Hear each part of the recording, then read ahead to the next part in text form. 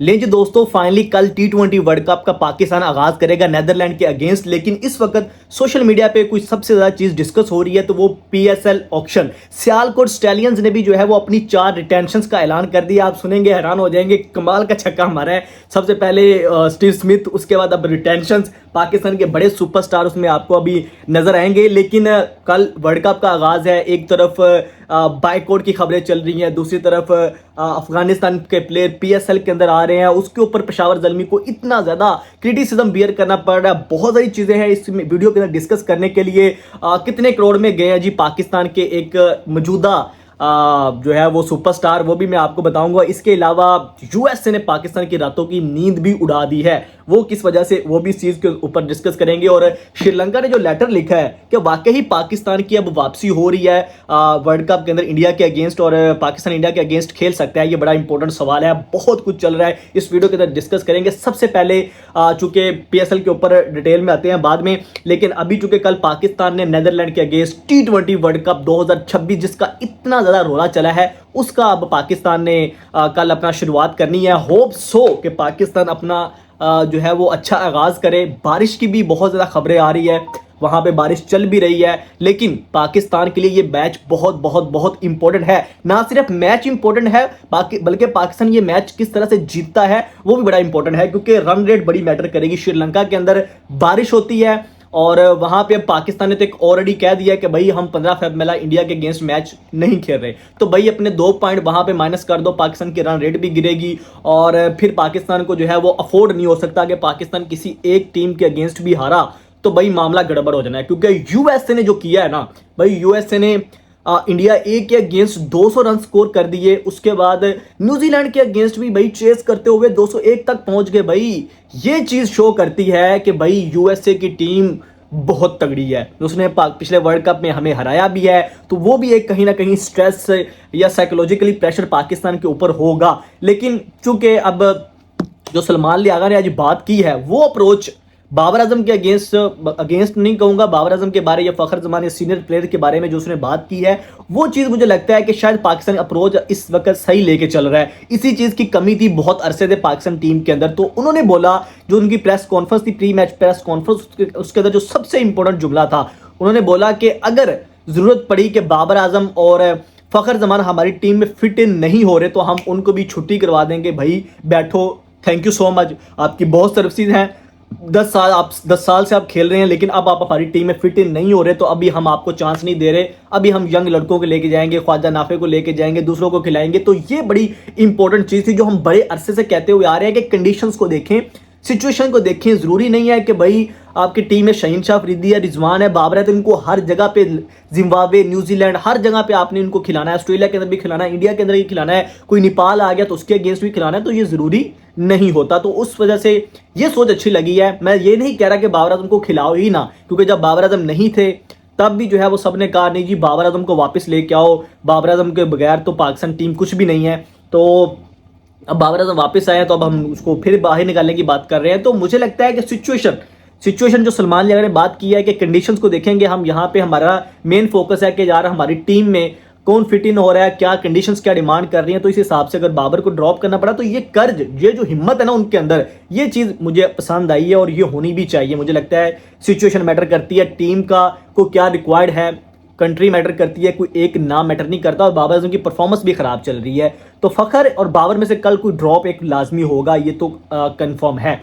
अच्छा, अब बात कर लेते हैं, चूंकि रन रेट मैंने आपको ऑलरेडी बता दिया कि बड़ा इंपॉर्टेंट है। पाकिस्तान को अच्छे मार्जिन से तमाम मैच छोटी टीमों के अगेंस्ट, क्योंकि नमीबिया के अगेंस्ट भी, नेदरलैंड के अगेंस्ट भी अच्छे मार्जिन से जीतने की कोशिश करनी पड़ेगी, क्योंकि USA पाकिस्तान को इतनी आसानी से जीतने नहीं देगा। इंडिया वाला मैच तो आप वैसे ही माइनस कर दो। अभी चूंकि इंडिया वाले मामले के ऊपर अभी कंफर्म नहीं है, पाकिस्तान ने कह दिया और इंडिया जो है वो अब तरले मिनटों पे आ गया कि भाई हमसे खेल लो खेल लो खेल लो। पहले ये कहते थे कि भाई हमने आपके साथ नहीं खेलना, हमारी गवर्नमेंट नहीं इजाजत दे रही, हम हाथ नहीं मिलाएंगे, हम फलां नहीं करेंगे, फलां नहीं करेंगे। जब पाकिस्तान ने बोला तो अब आपको 2-4 दिनों से जो शोर नजर आ रहा है सोशल मीडिया के ऊपर, चीखें जो आपको नजर आ रही है ना, उससे आपको अंदाजा हो गया होगा। जब मोहसिन नकवी ने इनकी धुम के ऊपर ऐसा पाँव रखा है ना, कि पूरे इंडिया के अंदर से आपको चीखों की आवाज़ आ रही है। तो सल्यूट बनता है पाकिस्तान क्रिकेट बोर्ड के चेयरमैन मोहसिन नकवी को, जिस तरह से उन्होंने इस माफिया के अगेंस्ट खड़े हुए हैं जो वर्ल्ड क्रिकेट के ऊपर अपना कब्जा जमा के रखा हुआ था इंडिया ने और आईसीसी ने। आईसीसी भी इंडिया ही कह ले कि उनके लोग सारे बैठे हैं, लेकिन कोई बंदा खड़ा हुआ है, उसने बोला है कि नहीं यार मैं करूंगा। जहां पे बड़े बड़े बोर्ड ऑस्ट्रेलिया, इंग्लैंड, न्यूजीलैंड जैसे स्ट्रॉन्ग ताकतवर बोर्ड जो है वो इंडिया के अगेंस्ट बोल नहीं सके, वहां पे चेयरमैन पीसीबी मोहसिन नकवी ने जो है वो वहां पे जाके आंखें दिखाई हैं। और ना सिर्फ अभी चैंपियंस ट्रॉफी के अंदर उस बंदे ने अपनी पावर दिखाई भी है। और इंडियन मीडिया के ऊपर आप चीखें सुन भी रहे हैं, जो लोग बोलते हैं कि भाई ये बड़ी बातें करते हैं, अभी तक ये ट्रॉफी तो ले नहीं सके आप लोगों से, तो बातें इनकी सुन लो कि आसमान पे हैं कि हम ये कर देंगे वो कर देंगे। अब क्रिकेट बोर्ड होगा अब ठीक है, लेकिन नकवी साहब ने बोला है कि भाई अब बराबरी पे होगा जो भी होगा।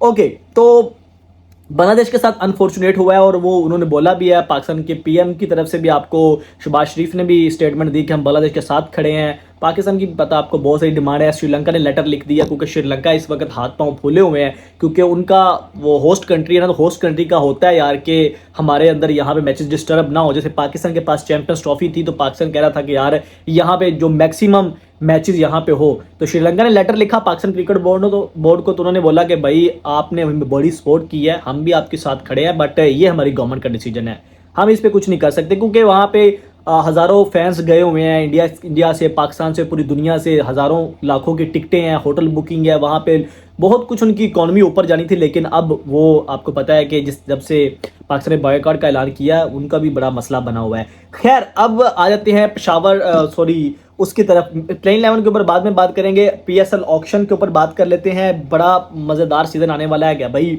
ऑक्शन जब से हुआ है आपको रिटेंशन भी सारी टीमों की मिल गई, लेकिन अब सियालकोट स्टैलियंस ने जो है वो अपने 4 रिटेंशन की हैं और 4 रिटेंशन के अंदर सबसे जो इंपॉर्टेंट नाम है वो है जी मोहम्मद नवाज। 6.1 करोड़ के अंदर मोहम्मद नवाज को जो है वो रिटेन किया है सियालकोट स्टैलियंस की टीम ने। स्मिथ को आपको पता है सबसे महंगे पीएसएल के खिलाड़ी ऑलरेडी बने हुए हैं अब तक 16 करोड़ के साथ। उसके अलावा सलमान मिर्ज़ा जो पाकिस्तान के इस वक्त प्रीमियम कह ले कि इस वक्त सबसे अच्छा जो टैलेंटेड लेफ्ट आर्म पेसर है पाकिस्तान के पास, 3.9 ऑलमोस्ट 4 करोड़ के अंदर उसको रिटेन किया सलमान मिर्ज़ा को। अहमद दानियाल उभरता हुआ पाकिस्तान का ये भी जो है वो दाएं हाथ का बॉलर, बड़ी ज़बरदस्त अंडर 19 के अंदर उन्होंने इमर्जिंग के अंदर आपको परफॉर्मेंस उन्होंने करके दिखाई, तो 2.2 करोड़ के अंदर उसको रिटेन किया है। और साद मसूद जो अंडर 19 का आपका इमर्जिंग है उसको 0.8 करोड़ के अंदर जो है वो सियालकोट स्टैलियंस ने जो है वो रिटेन कर लिया। तो अपनी अच्छी रिटेंशन की है मोहम्मद नवाज इन पिचेस के ऊपर, बड़ा शानदार मुझे लगता है ये पिक है। सलमान मिर्ज़ा भी अच्छी है, अहमद दानियाल भी है, साद मसूद भी कमाल, तो ज़बरदस्त है। स्टीव स्मिथ तो ऑलरेडी उन्होंने सबसे बड़ा छक्का मार दिया है और अब बारी है हैदराबाद की। कल उनका बड़ा इवेंट है जिसके अंदर वो बहुत कुछ रिवील करेंगे, बहुत कुछ होगा, तो उनकी तरफ से बहुत सारी चीज़ें हमें कल देखने को मिलेंगी। मुल्तान सुल्तान का आपको पता है कि 9 को उसका भी ऑक्शन है, फिर 12 को आपको प्लेयर्स ऑक्शन मिलेगा, बहुत कुछ आने वाला है, तो मज़ा आएगा इस दफ़ा जिस तरह से ऑक्शन की चीज़ें चल रही हैं। लेट्स सी, देखते हैं साइम अयूब कहाँ जाते हैं, दूसरे प्लेयर, बड़े बड़े प्लेयर इस वक्त इस दफ़ा ऑक्शन में जा रहे हैं, तो मज़ा आएगा, तो उस पर भी बात करेंगे। तो अभी तक इस पर जो भी बातें हुई हैं इस पर आप लोगों की क्या राय है कमेंट में ज़रूर बताइएगा। शहरोज़ हमको इजाज़त दीजिए, अल्लाह हाफिज़।